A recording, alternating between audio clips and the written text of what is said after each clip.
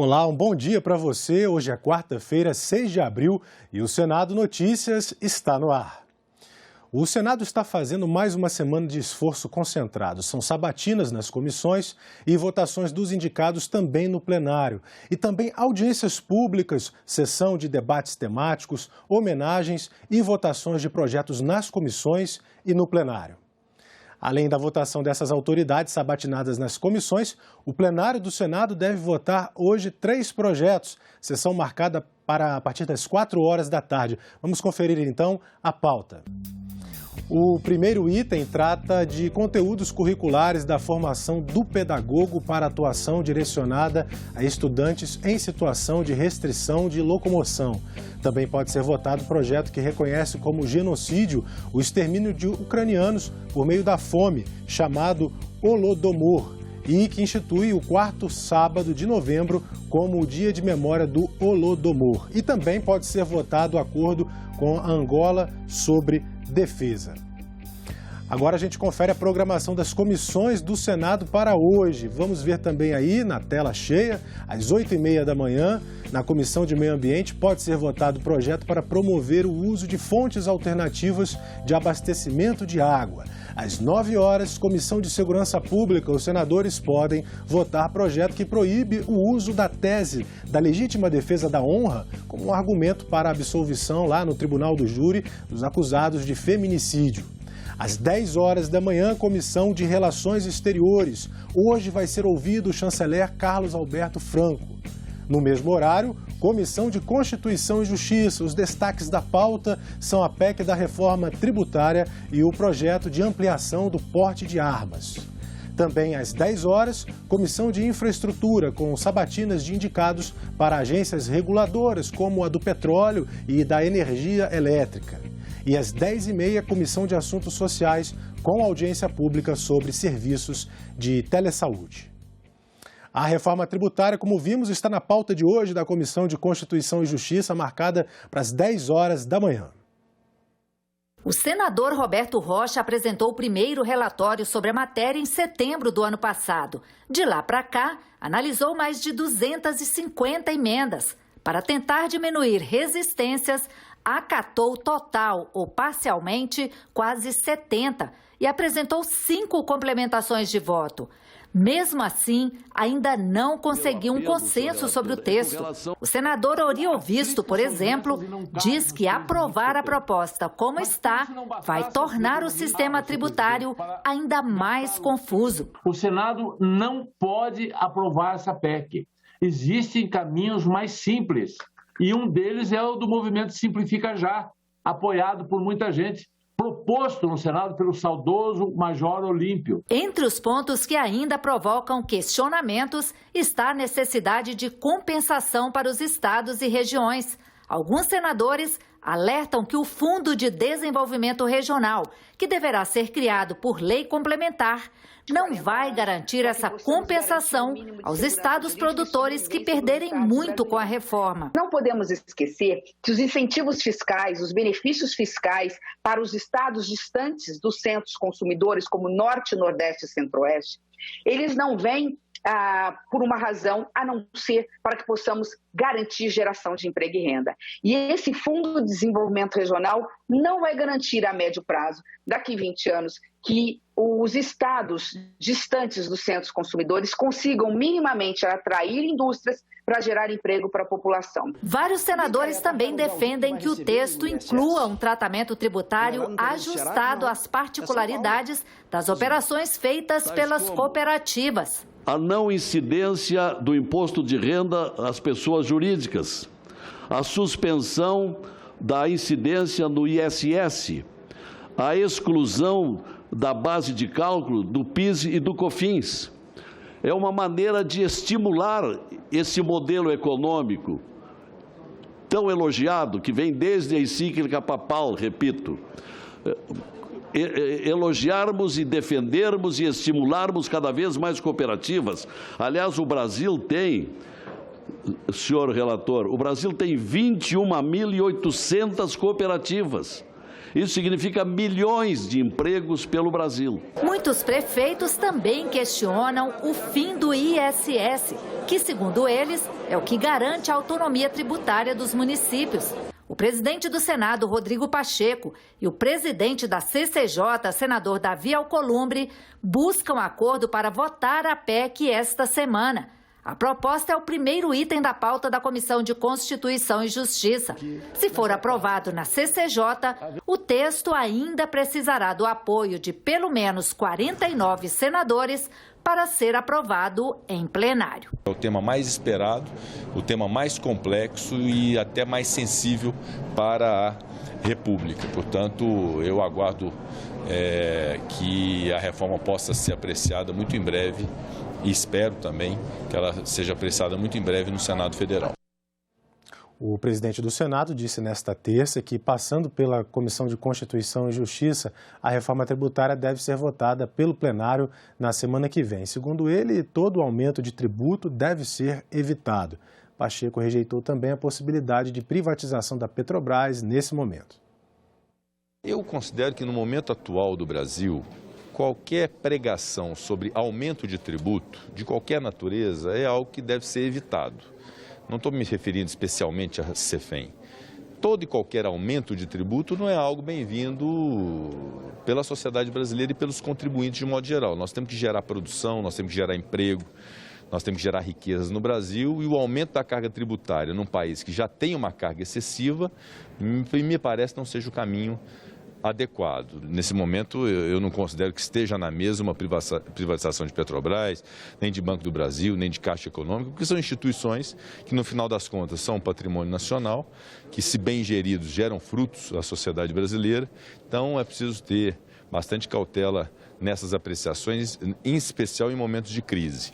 Mas vamos respeitar, evidentemente, as ideias, mas a tese de privatizações, de um modo geral, para poder tornar o Estado mais ágil e mais eficiente, é sempre uma ideia boa que deve ser considerada, mas não é, a princípio, o caso da Petrobras. 3 prefeitos disseram na Comissão de Educação ter recebido pedido de propina dos pastores Gilmar Santos e Arilton Moura para a liberação de verbas do Ministério da Educação quando a pasta era dirigida por Milton Ribeiro. Os prefeitos foram convidados a falar na comissão depois das denúncias de que os pastores Arilton Moura e Gilmar Santos atuavam como lobistas no Ministério da Educação, influenciando na liberação de recursos do FNDE para os municípios, inclusive com pedido de propina.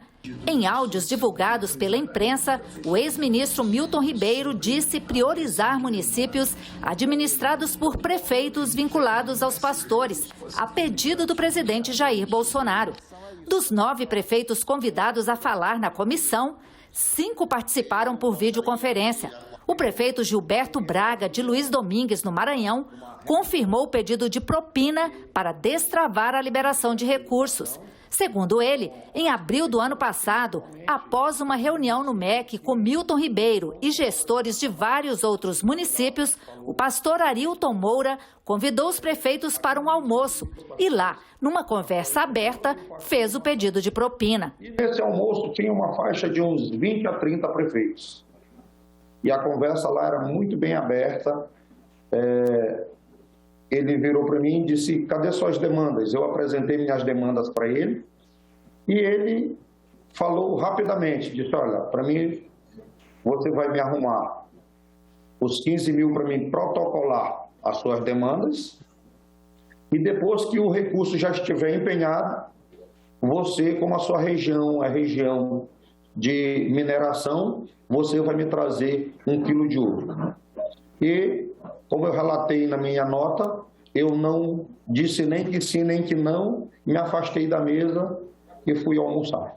Segundo ele, a verba para atender as demandas do município não foi liberada. Foi também em um almoço em Brasília, após um encontro no MEC, que o prefeito José Manuel de Souza, de Boa Esperança do Sul, São Paulo, também ouviu do pastor Arilton a oferta de uma escola profissionalizante para o município em troca de R$40 mil para a igreja. Ele falou: eu chamo a Nelly, nesse meio tempo a Nelly estava ali, eu chamo a Nelly, você assina o ofício eu já coloco no sistema e, em contrapartida, você deposita R$40 mil na conta da igreja evangélica. E foi aonde eu bati nas costas dele e falei, pastor, muito obrigado, mas para mim não serve, não é desse jeito que funciona. A tentativa dos pastores de negociar com o prefeito de Bonfinópolis, Goiás, começou antes. Eles se ofereceram para ajudar a marcar audiência no MEC, uma ajuda que poderia ser recompensada com a compra de Bíblias. Pastor, qual é o motivo do senhor estar me chamando aqui e oferecendo essa ajuda? Que também me causou estranheza. Falou, não tem nada, não há nenhum motivo específico, não. O pastor Gilmar está indicando você e você vai só dar uma contribuição aqui para a igreja. Você compra aí umas Bíblias dele aí, que está vendendo para construir a sede nova da igreja, já está bom, está ajudando aí a igreja, tá bom demais. Até esse momento eu não achei normal, falou, um pastor pedindo para ajudar a construção de uma igreja, não vi nenhum problema nisso. E eu falei, mas quanto que é essa Bíblia, quanto que seria, quantas Bíblias seriam? Não, compra aí umas 1000 Bíblias. Falei, qual o valor delas? R$50. Falei, olha, eu não consigo dar uma oferta desse valor, porque, primeiro, eu sou professor, não estou prefeito, né? E não quer dizer também que o prefeito tem dinheiro suficiente para isso. Em Brasília, o pedido de propina seguiu o padrão. Audiência no MEC, almoço com os pastores. Quando chegou o pastor Arilton na minha mesa e me abordou de uma forma assim muito abrupta e direta, dizendo, olha, prefeito, vi aqui que o seu ofício aqui está pedindo a escola mesmo, de 12 salas, né? Essa escola aí deve custar uns 7 milhões de recursos para ser liberado. Mas é o seguinte, eu preciso de 15 mil na minha mão hoje. Você faz aqui uma transferência para minha conta, porque esse negócio que para depois, isso não cola comigo não. Porque vocês, políticos, são um bando de malandros que não tem palavras. Se não pegar antes, depois não paga ninguém. E, pastor, primeiro, que eu não tenho esse dinheiro aqui em mãos. E também, se eu tivesse, não faria pagar por recursos públicos. Nós estamos diante de um esquema de corrupção mais básico, chifrinho, desqualificado. Já fizeram em outras épocas nesse país corrupção pelo menos mais elaborada. A comissão ouviu também o prefeito de Rosário, no Maranhão, que conseguiu empenhar recursos para terminar obras inacabadas e para obras novas. Ele foi recebido pelo ex-ministro Milton Ribeiro na casa dele em Brasília em janeiro. Disse que não recebeu pedido de propina e que não teve intermediários no encontro com o ministro. O prefeito de Anajatuba, no Maranhão, também conseguiu empenhar recursos para obras no município. Ele disse ter participado de uma reunião com o pastor Arilton Moura, em Brasília, em abril do ano passado, mas não recebeu o pedido de propina. Em nenhum momento o pastor Arilton me pediu nada. Não sei se em razão do tempo, do horário, já estava todo mundo, super cansado de aguardar. O presidente da comissão, o senador Marcelo Castro, chamou a atenção para a diferença de tratamento. Todos os prefeitos que disseram que não aceitaram da propina não tiveram nenhum recurso público empenhado. Todos os prefeitos que tiveram recursos empenhados negam que tenham dado propina. O embaixador da Rússia no Brasil explicou as razões para a invasão da Ucrânia e afirmou que tem interesse em manter o comércio bilateral. Ele foi ouvido ontem pela Comissão de Relações Exteriores. O embaixador russo foi o primeiro convidado a ir ao Senado para falar na comissão sobre a guerra. A intenção da presidente do colegiado é ouvir democraticamente os lados envolvidos no conflito para compreender a situação e as consequências humanitárias e econômicas impostas. São hoje, senhor embaixador, 4 milhões de refugiados, 10 milhões de deslocados internos, o que corresponde a 1/4 da população. O governo da Ucrânia estima que 7 mil civis já morreram em razão do conflito. As baixas militares situam-se em 1.200 militares. As autoridades russas também estimam que 1.500 soldados seus morreram. Os Estados Unidos estimam que as mortes russas estão em torno de 10 mil pessoas. Labetsky elencou algumas razões para o que chama de operação especial da Rússia em território ucraniano. O fato real que nós gostaríamos de passar e estamos prontos a provar que durante os 7 anos de não cumprimento dos acordos de Minsk,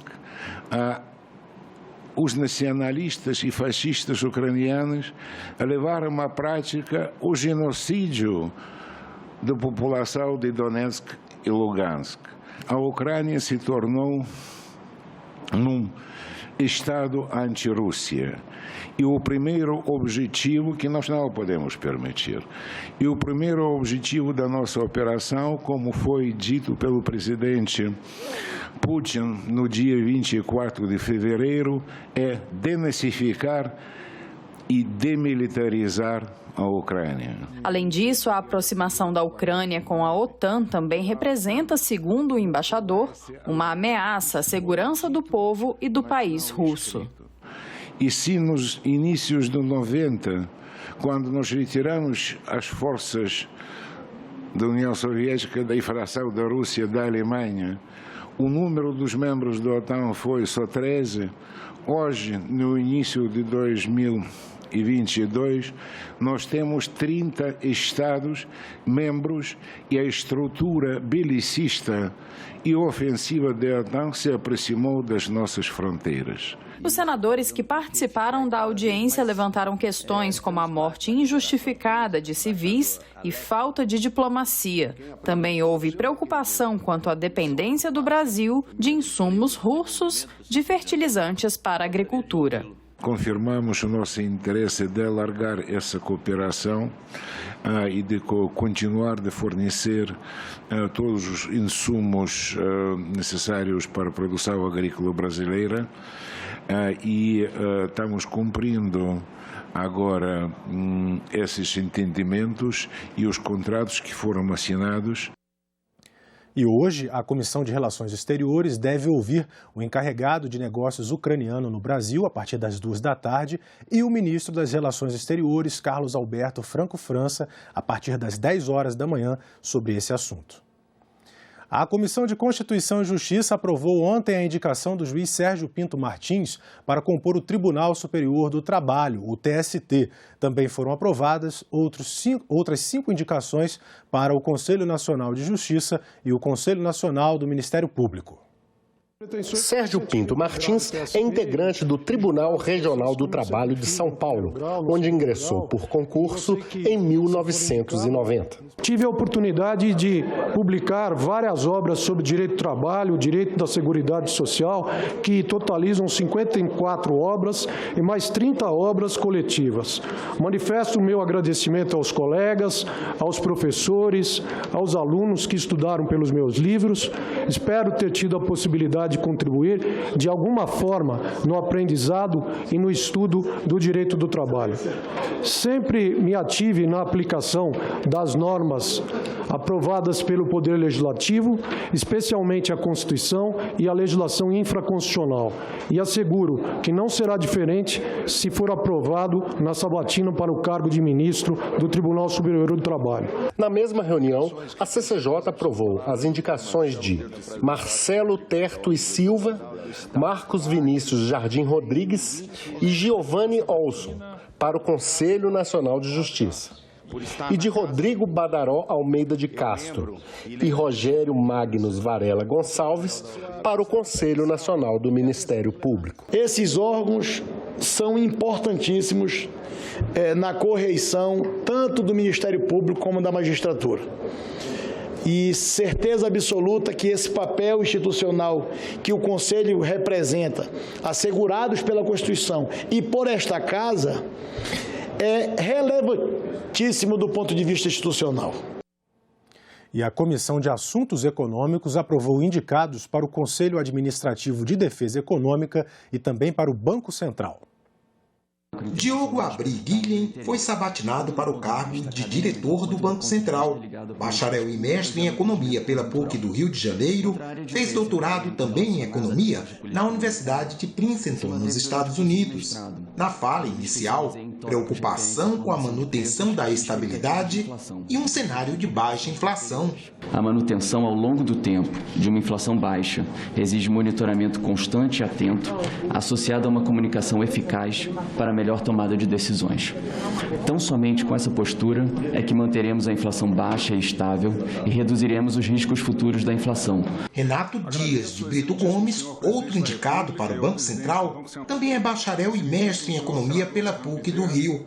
Fez doutorado numa universidade privada de Illinois, nos Estados Unidos, e tem livre docência pela Universidade de Toulouse, na França.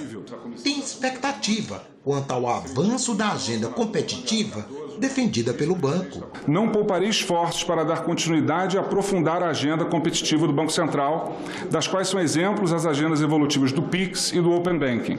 O bom funcionamento do sistema financeiro depende não só de regulação, mas também de uma política de competição vigilante, clara e previsível. A CAI também sabatinou Alexandre Barreto de Souza, indicado para o cargo de superintendente-geral do Conselho Administrativo de Defesa Econômica.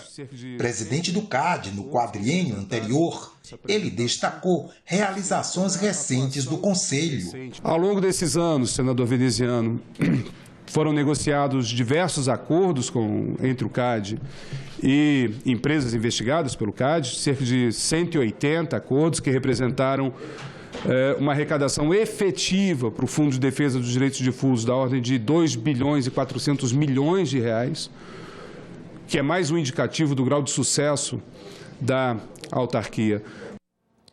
Em uma outra parte da reunião, a Comissão de Assuntos Econômicos aprovou também os nomes de João Carlos de Andrade Uzeda Ascioli para a Comissão de Valores Mobiliários e de Juliana Oliveira Domingues para o cargo de Procuradora-Chefe da Procuradoria Federal especializada junto ao Conselho Administrativo de Defesa Econômica. Os senadores da Comissão de Assuntos Sociais aprovaram a realização de 4 audiências públicas. A comissão também fez a sabatina de 2 autoridades para cargos em agências reguladoras. Jorge Antônio Aquino Lopes foi indicado para o cargo de diretor da Agência Nacional de Saúde Suplementar, ANS, e Daniel Meirelles Fernandes Pereira para o cargo de diretor da Agência Nacional de Vigilância Sanitária, Anvisa. As 2 indicações foram aprovadas pelos senadores. Em seguida, a comissão aprovou a realização de 4 audiências públicas. Uma das audiências vai debater a regulamentação da profissão de educação física. Outra audiência vai discutir o acesso gratuito ao medicamento para a acondroplasia, uma doença rara óssea que é o tipo mais comum de nanismo. Os senadores aprovaram ainda convites para que especialistas possam instruir o projeto que determina às empresas com mais de 250 empregados a divulgação da diferença salarial entre trabalhadores homens e mulheres. Já a Comissão de Infraestrutura aprovou indicados para agências reguladoras e um projeto que declara relevante interesse público a passagem de linhas de transmissão de energia elétrica por terras indígenas. A reunião da Comissão de Infraestrutura começou com um debate dos senadores sobre a falta de tempo hábil para analisar nomes indicados a agências reguladoras. O esforço concentrado, pessoal, não é para aprovar a toque de caixa. Eu defendo que tenha outro. Em função do número de sabatinados esse é outro problema. Chegou no Senado ontem para nós da comissão às 9h30, às 21h30, e a partir desse momento a pressão foi impressionante, porque a pressão era para se colocar os 16 nomes para ser sabatinados de uma vez só. Os senadores sabatinaram 8 indicados que já estavam na pauta da comissão. Para a Agência Nacional de Transportes Terrestres, foram sabatinados Luciano Lourenço da Silva e Robson Crepaldi. A ouvidoria hoje é o principal caminho para o progresso de qualquer empresa, seja ela pública ou privada. onde as reclamações, sugestões, críticas, denúncias e, não menos importante, os elogios, fazem com que possamos entregar aos cidadãos nossos melhores serviços, sejam eles individuais ou coletivos. Para a Agência Nacional de Mineração, foram sabatinados Tasso Mendonça Júnior e Mauro Henrique Moreira Souza. A necessidade e a busca de um estímulo constante de superação de um certo estigma que paira sobre o setor de mineração, que diz respeito à questão ambiental. Esse estigma precisa ser superado, precisa ser discutido, a sociedade precisa participar muito mais para entender que a mineração em si e a transformação mineral são fundamentais para o desenvolvimento econômico do país e o bem-estar social. E para a Agência Nacional de Energia Elétrica, foi ouvido Sandoval de Araújo Feitosa Neto. Temos um valoroso quadro de servidores que estão prontos a seguir servindo o nosso país, para que a energia elétrica chegue a cada um dos brasileiros com qualidade e preços adequados. Para a Agência Nacional de Telecomunicações, foram sabatinados Carlos Manuel Baigori e Arthur Coimbra de Oliveira. A comissão aprovou também um projeto que declara a passagem de linhas de transmissão de energia elétrica por terras indígenas como de relevante interesse público da União. O relator destacou o problema de energia em Roraima e o texto seguiu para o plenário com pedido de urgência. Roraima até hoje, senhor presidente, fica restrito o crescimento à questão energética. É uma das energias mais caras do Brasil e ali empresários ou indústria não vão fazer investimentos porque a energia ela tem um corte constante ali pelos fornecedores de energia. Então, senhor presidente, é um sonho antigo do estado de Roraima. É o único, como disse aqui no relatório, é o único estado da nação brasileira que não está interligado ao sistema. E Roraima agora está recebendo aí vários investimentos, mas sempre fica pego a essa questão do linhão, de uma energia de qualidade. Na mesma reunião, a Comissão de Infraestrutura aprovou o requerimento para a realização de uma audiência pública sobre a suspensão da concessão da BR-163, que vai do Pará ao Rio Grande do Sul. A Frente Parlamentar pelo Desarmamento elegeu ontem a comissão executiva e aprovou o estatuto da entidade. Até o momento, 17 senadores e 21 deputados federais participam da iniciativa suprapartidária.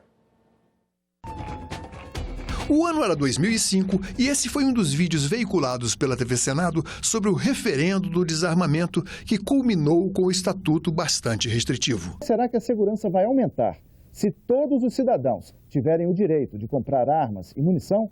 Só que desde então, a posse de armas e munições prevista apenas para Forças Armadas e agentes do Estado vem sendo objeto de várias tentativas de flexibilização.